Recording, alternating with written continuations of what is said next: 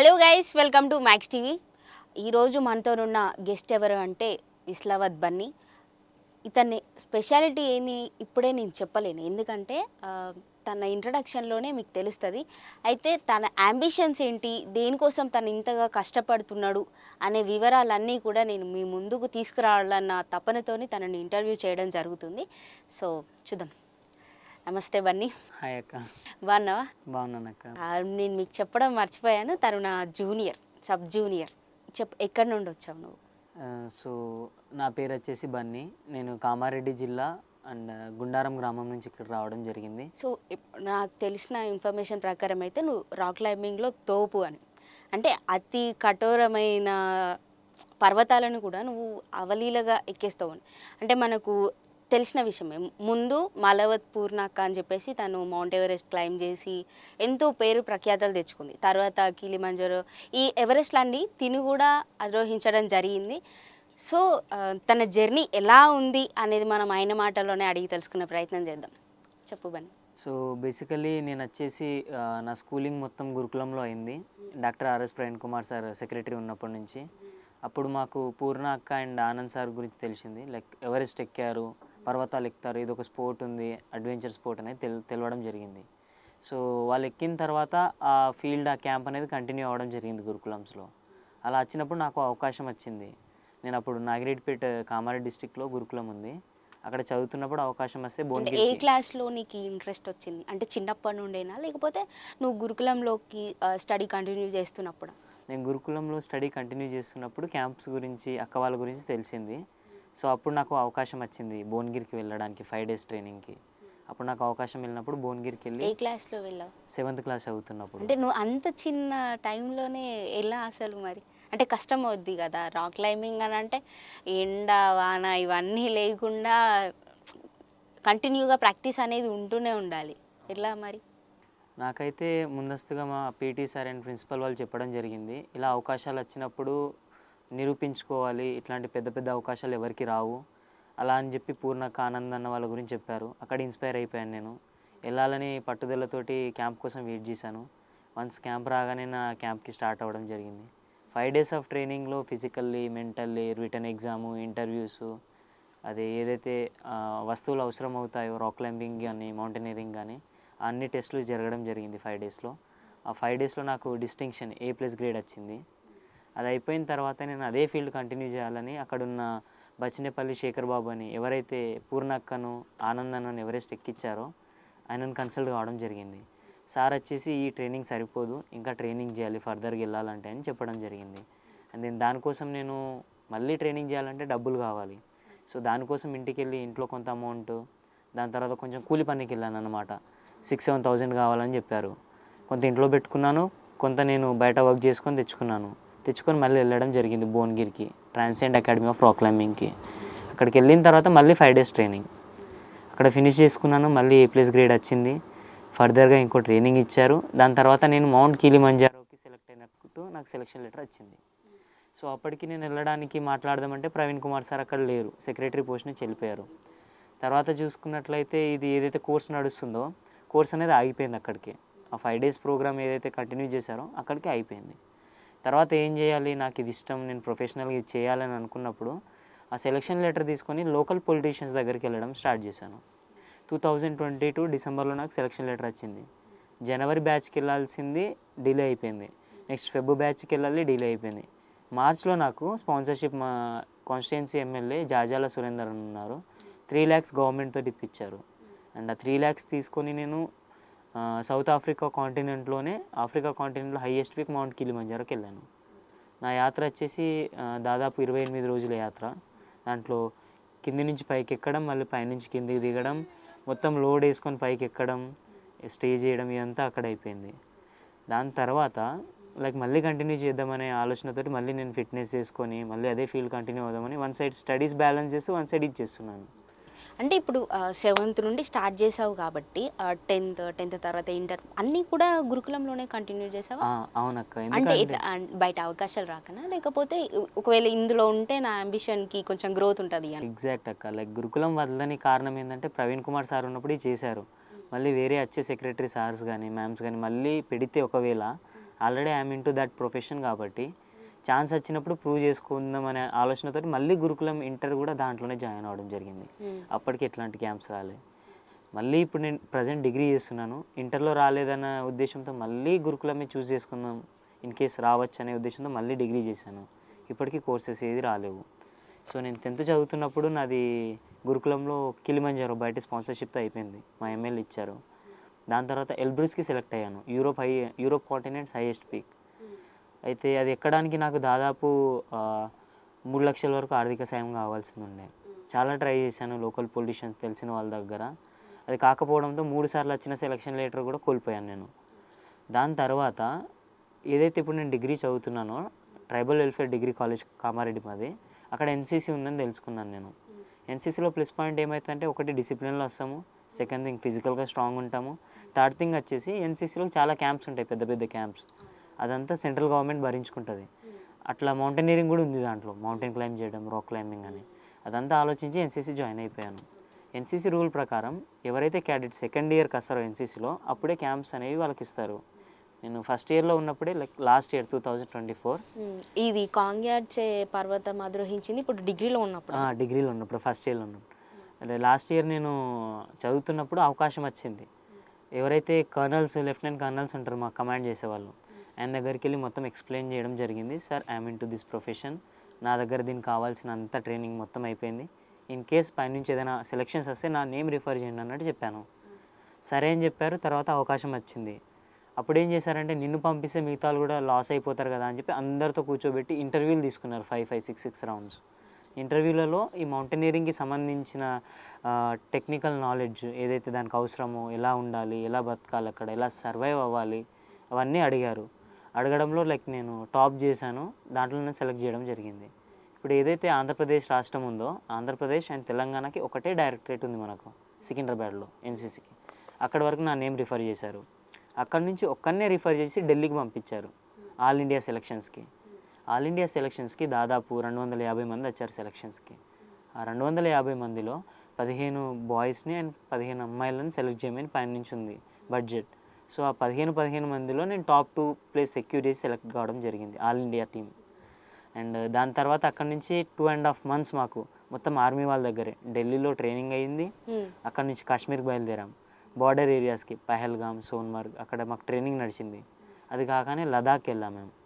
లదాఖ్లో nearly 1.5 months అక్కడే మొత్తం expedition అంటే కొండని కింద నుంచి పైకి ఎక్కడం, దిగడం, మళ్ళీ దిగాలి. ఇలా 2 months వరకు మేము అటే స్టే చేసాం. ఢిల్లీ నుంచి పైనే ఉండిపోయాం.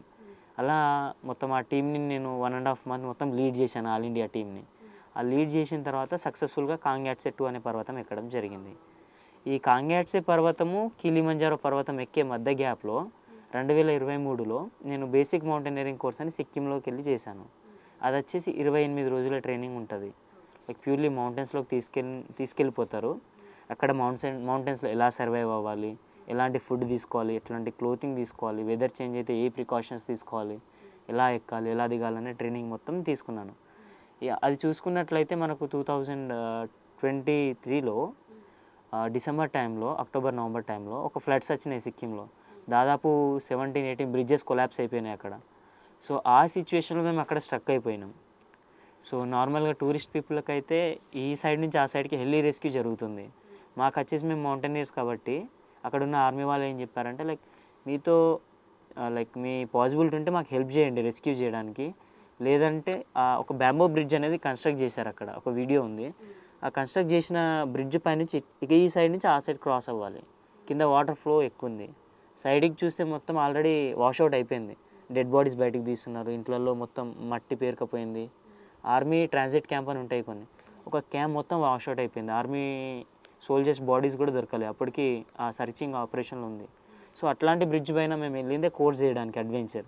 దాంట్లో ఇంత పెద్ద అడ్వెంచర్, లైఫ్ టైం అడ్వెంచర్ మాకు ఎదురైంది. లైక్ అంత పెద్ద డిజాస్టర్ నుంచి బయటకు రావడం. ఒక వీడియో ఉంది, అందులో మీరు చూడొచ్చు. లైక్ ఒక గ్రీన్ కలర్ రెయిన్ కోట్ వేసుకొని వాక్ చేయడం. సో అలా క్రాస్ అవ్వడం జరిగింది. అక్కడి నుంచి రాగానే ఇప్పుడు ఏదైతే నేను కోర్స్ వెళ్ళానో, భయం కాలేదా కింద వాటర్, డెడ్ బాడీస్? ధైర్యం చేస్తేనే, ఆ ధైర్యం వస్తేనే ఓవర్కమ్ అవుతాం అనే ఉద్దేశంతో ఓవర్కమ్ చేసి ఆ భయాన్ని ముందుకు వెళ్ళడం జరిగింది.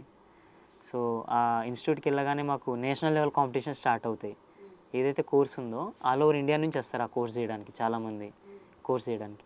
సో అక్కడ మాకు క్రాస్ కంట్రీ ఆ ఆల్టిట్యూడ్లో, ఇప్పుడు మనం ఉండే మీన్ సీ లెవెల్కి ఒక ఆల్టిట్యూడ్లో ఉంటున్నాం మనం, ఆ ఆల్టిట్యూడ్లో హై ఆల్టిట్యూడ్లో రన్నింగ్ పెడతారు 6 కిలోమీటర్స్.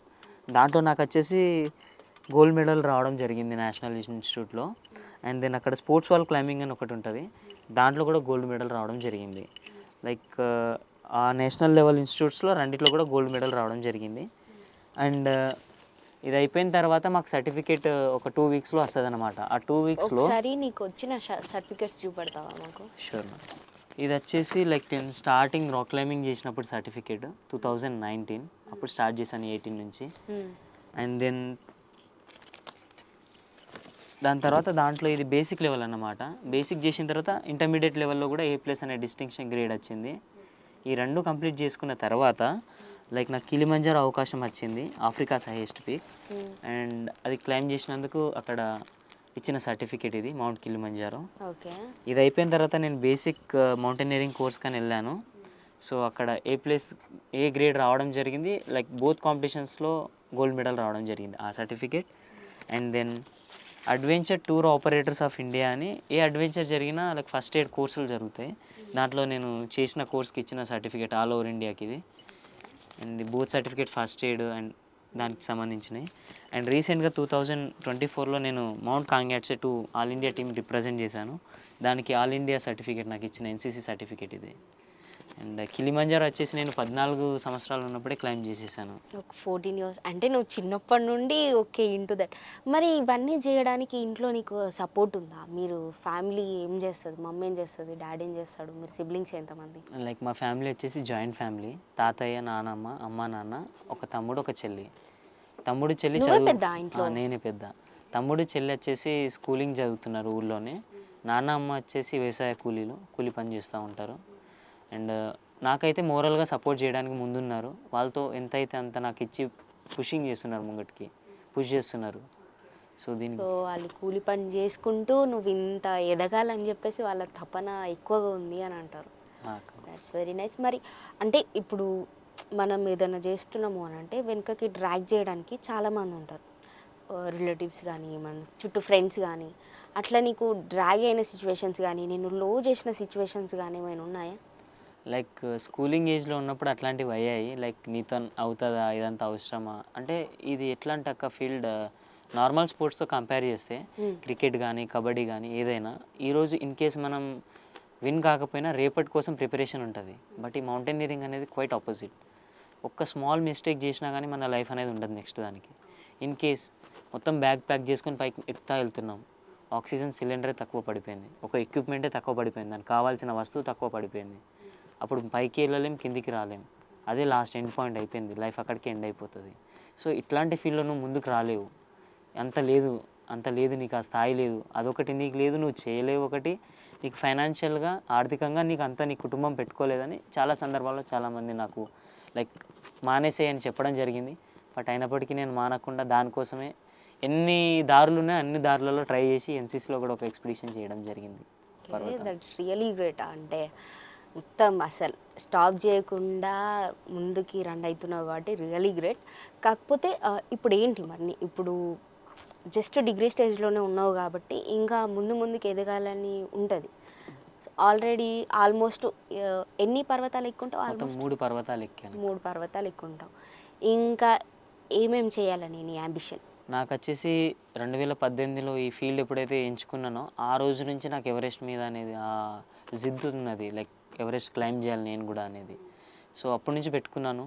అది ఇప్పుడు అవకాశం వచ్చింది. నా ఇవన్నీ ట్రైనింగ్స్ అయినప్పటికీ ఈ ఎక్స్పిడిషన్స్ ఏవైతే కొండలు ఎక్కి దిగుతున్నామో పర్వతాలు, ఇవన్నీ కన్సిడర్ చేస్తూ ఎవరైతే పూర్ణక్కన ఆనందన్న ఎక్కించారు ఎవరెస్ట్ ట్రాన్సెండ్ అడ్వెంచర్స్, దాన్ని హెడ్ వచ్చేసి బచ్నేపల్లి శేఖర్ బాబు సార్ అని ఉన్నారు. ఆయనకు అర్జున అవార్డు ఉంది ఈ ఫీల్డ్లో. ఆయన దగ్గర ట్రైన్ అవుతున్నాను ఇప్పుడు. మరి మాలవత్ పూర్ణ కానీ ఆనంద్ కానీ వాళ్ళు కూడా మీకు స్కూలింగ్లో అంటే లైక్ కోచింగ్ ఇస్తుంటారా? ఇప్పుడు వాళ్ళ దగ్గరే ట్రైనింగ్ చేస్తున్నాను. ఓకే, ఇప్పుడు నువ్వు కంటిన్యూ చేసే ట్రైనింగ్ వాళ్ళ దగ్గర కంటిన్యూ చేస్తూనే ఉంది. సో శేఖర్ సార్ దగ్గర ఇప్పుడు నాకు అన్ని కన్సిడర్ చేసి లైక్ ఎవరెస్ట్కి ఎలిజిబుల్ అని చెప్పి నాకు ఎవరెస్ట్ సెలక్షన్ లెటర్ వచ్చింది. సో ఈ ఫీల్డ్ ఏంటంటే ఫిజికల్గా ఎంత స్ట్రాంగ్ ఉండాలో మెంటల్గా అంతే స్ట్రాంగ్ ఉండాలి. అండ్ ఇంకో థింగ్ ఏంది, మమ్మల్ని వెనక్కి గుజ్జే అంటే వెనక్కి లాగే థింగ్ ఏంటంటే లైక్ ఫైనాన్షియల్ సపోర్ట్. ప్రతి ఫీల్డ్తో కంపేర్ చేస్తే లైక్ హార్డ్ వర్క్ చేయాలి, కొంచెం గట్టిగా డైట్ మెయింటైన్ చేసి వెళ్ళిపోగలుగుతాం. దీంట్లో ఫిజికల్గా స్ట్రాంగ్ ఉండాలి, మెంటల్లీ ఉండాలి. ద థింగ్ ఇస్ ఇది ఖర్చుతో కూడుకున్నటువంటి క్రీడ అనమాట. ఓకే. అంటే ఎక్విప్మెంట్కే మీకు అప్రాక్సిమేట్లీ ఎంత ఖర్చు అవుతుంది? దాదాపు 9 నుంచి 10 లక్షల వరకు అయిపోతుంది ఆ వాడే ఎక్విప్మెంట్కే. సో ఇప్పుడు నేను ఎవరెస్ట్కి సెలెక్ట్ అయ్యాను, దానికి దాదాపు 44 లక్షల వరకు అవుతుంది ఖర్చు. దాంట్లో క్లైంబింగ్ పర్మిట్స్కి సగం అమౌంట్ వెళ్తుంది, అండ్ దెన్ క్లోతింగ్కి సగం అమౌంట్ వెళ్తుంది, అండ్ దెన్ మనతో పాటు వచ్చే షెర్పాలు ఎవరైతే మనకు రూట్ చూపిస్తారో వాళ్ళకు కొంత అమౌంట్ ఇవ్వాలి. దాంట్లో ఇన్సూరెన్స్కి, ఆక్సిజన్ సిలిండర్స్కి, జిఎస్టీ ఇవన్నీ కలిపి దాదాపు 44 లక్షల వరకు వస్తున్నాయి. సో నేను సపోర్ట్ కోసం చూస్తున్నాను. ఇప్పుడు నాకు వచ్చేసి 2 నెలలు డెడ్ లైన్ టైం ఉంది. ఇది చేసేస్తే తెలంగాణ ఫార్మేషన్ డే కన్నా ముందే లైక్ ఏప్రిల్లో స్టార్ట్ అవుతుంది నా జర్నీ. స్పాన్సర్షిప్ రెడీ అయిపోతే జూన్ వరకు అయిపోతుంది నా ఎక్స్పెడిషన్. ఈ మధ్యలో తెలంగాణ ఫార్మేషన్ డే వస్తుంది కాబట్టి ఆ పీక్ ఎక్కే క్రమంలో నేను టాప్లో తెలంగాణని రిప్రజెంట్ చేయాలనుకుంటున్నాను. తెలంగాణ ఫార్మేషన్ డే స్టేట్ని, కంట్రీని చాలా ప్రమోట్ చేయాలనుకుంటున్నాను. సో నేను ఆలోచించేది నా తరపున ఏం చెప్పాలనుకుంటున్నాను మీ తరపున అంటే, ఈ ఫీల్డ్లో చాలా మట్టుకు యాక్సిడెంట్స్ జరుగుతూ ఉంటాయి, చాలామంది చనిపోతూ ఉంటారు మౌంటైన్స్లో, బాడీస్ రికవర్ కావని వింటూ ఉంటాం. ఇవన్నీ ఎట్లా అవుతాయంటే 2 రీజన్స్ అయితే నేను చెప్పగలుగుతాను. ఒకటి, మన బాడీ సహకరించకపోవడం ఆ ఆల్టిట్యూడ్లో. సెకండ్ థింగ్ వచ్చేసి లైక్ దానికి కావాల్సిన ప్రాపర్ ట్రైనింగ్ లేకుండా వెళ్ళిపోవడం. నాకు వచ్చేసి నేను ఇప్పటివరకు మౌంట్ కిలిమంజారో 14 సంవత్సరాల్లో చేశాను, అండ్ మౌంట్ కాంగ్యాట్సెట్టు ఏదైతే సిక్కింలో కోర్స్ చేశానో అక్కడ మౌంట్ ఆల్ 22 అని చాలా 3 పీకులు చేశాను. నా బాడీ అనేది నాకు అక్లమటైజ్ అయిపోతుంది ఆ వెదర్కి. సెకండ్ థింగ్ వచ్చి టెక్నికల్లీ స్ట్రాంగ్ ఉన్నాను నేను. ఆ టెక్నికల్లీ స్ట్రాంగ్ ఉన్న దానికే ప్రూఫ్ ఈ మెడల్స్ అండ్ ఇవన్నీ వచ్చాయి నాకు సర్టిఫికేట్స్. సో నేను మీ ద్వారా ఏం చెప్పాలనుకుంటున్నానంటే like I'm fit to go to anywhere on the mountains. The thing is ఎవరైనా పెద్ద కంపెనీస్ కానివ్వండి, లైక్ డోనర్స్ కానివ్వండి, ఎవరైనా నా పైన ఇన్వెస్ట్ చేస్తే లైక్ వాళ్ళ పేరు అనేది నేను ఇంటర్నేషనల్ స్థాయిలో ప్రమోట్ చేయడానికి రెడీ ఉన్నాను. లైక్ నేనేం చెప్పదలుచుకుంటున్నానంటే ఇంకో విషయం, నాకు మళ్ళీ స్పాన్సర్షిప్ రావాలని నేను మళ్ళీ ముందుకు రాను. ఒక్కసారి అవకాశం ఇచ్చి చూడండి, ఇది చేశాక మీరే ముందుకు వస్తారు మళ్ళీ చేయడానికి. అదైతే ఒకటి గట్టిగా చెప్పగలుగుతాను నేను. ఓకే. సో ఇప్పటి వరకు నీ మీద నమ్మకంతో ఇవన్నీ ఇన్వెస్ట్ చేశారు కాబట్టి మళ్ళొక్కసారి అవకాశం లైక్ 44 lakhs ఇస్తే అంటే స్పాన్సర్షిప్ చేశారనుకో, ఖచ్చితంగా స్పాన్సర్ చేసిన వాళ్ళది అండ్ తెలంగాణ ఫ్లాగ్ని అక్కడ మౌంట్ ఎవరెస్ట్ పైన రిప్రజెంట్ చేస్తారు అని బన్నీ గారు చెప్పడం జరుగుతుంది. అయితే మట్టిలో మాణిక్యాలు చాలామంది ఉన్నారు మన తెలంగాణలో. అవకాశం ఇచ్చి వాళ్ళని సపోర్ట్ చేసి ప్రోత్సహించిన తర్వాత గమ్యాన్ని చేరుకున్న వాళ్ళు చాలామంది ఉన్నారు. అవకాశం ఉన్నా కూడా ఆర్థికంగా సహాయం లేక వెనుకడుగేస్తున్న వాళ్ళు చాలామంది ఉన్నారు. సో ఒక్కసారి సహాయం చేసి చూసామనుకో, ఖచ్చితంగా మన తెలంగాణకే ప్రైడ్ అది. మనం రోజు ఖర్చు పెట్టే ఒక టిఫిన్ దగ్గరనో లేకపోతే ఎక్కడనో ఒక దగ్గర రూపాయో 2 రూపాయలు ఎక్కువగా ఖర్చు చేస్తూ ఉంటాం. సో వాటినే ఇక్కడ ఇన్వెస్ట్ చేస్తే రూపాయితోనే స్టార్ట్ అయ్యే 100తోనే స్టార్ట్ అయ్యే 1000 అట్లా చాలా హెల్ప్ అవుతుంది అని నా తరపున కూడా నేను బన్నీ గారిని అంటే ఈ స్పాన్సర్షిప్లో వేడుకుంటున్నాను. సో మా ఛానల్ తరపున కూడా వేడుకుంటున్నాను కాబట్టి ఇది ఖచ్చితంగా తనకి ఉపయోగపడాలి అన్న ఉద్దేశంతోనే నేను ఇంటర్వ్యూ చేయడం జరుగుతుంది. సో ఇట్లాంటి టాలెంట్ ఉన్న వ్యక్తులని మనం సపోర్ట్ చేయడం మన బాధ్యత. సో నేను సహాయం చేస్తారు అనే మనస్ఫూర్తిగా కోరుకుంటున్నాను. Thank you so much Bunny. అడగగానే ఈడిదాకా వచ్చి నీ టైంని మాతో స్పెండ్ చేసి నీ గురించి చాలా విషయాలు మాతో షేర్ చేసుకున్నావు. Thank you so much. And ఖచ్చితంగా నువ్వు మౌంట్ ఎవరెస్ట్ క్లైంబ్ చేస్తావు అన్న నమ్మకం అయితే నాకు చాలా ఉంది. అండ్ అప్పుడు మళ్ళీ కలుసుకుందాం ఖచ్చితంగా. థ్యాంక్ యూ సో మచ్ అక్క.